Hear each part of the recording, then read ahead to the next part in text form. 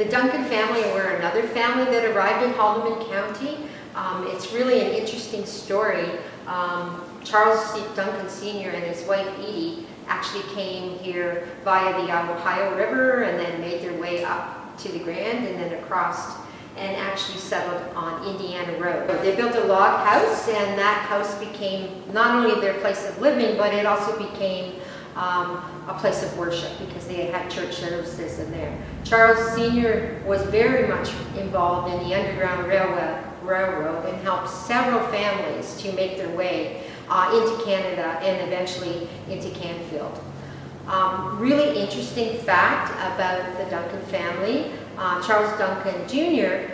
Played a really intricate role in World War I. He was a member of the 114th Haldimand Battalion, and what was interesting about Charlie was he was really a little bit too old to be going off to war, but he insisted that he really wanted to be part of it.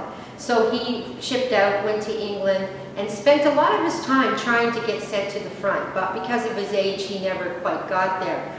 What was really interesting was Colonel Andrew Thompson, who was the commander of the 114th Haldimand Battalion. He recognized rather quickly that Charles Duncan was much better off where he was, helping out in England, because, as Colonel Thompson said, he did more for the morale of the 114th soldiers than if he had been in every single battle of the war. So we are really happy to have Charles as part of our community.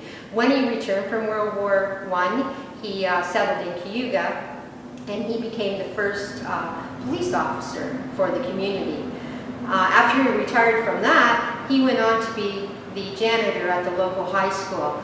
And what's interesting is people that have been coming in and again exploring the exhibit talked a lot about Charlie Duncan and how unassuming he was and how much the kids really liked him. And no one really knew what his past had been, that he had come from a family of slaves, and that he had been part of World War I and made such a huge commitment to the community.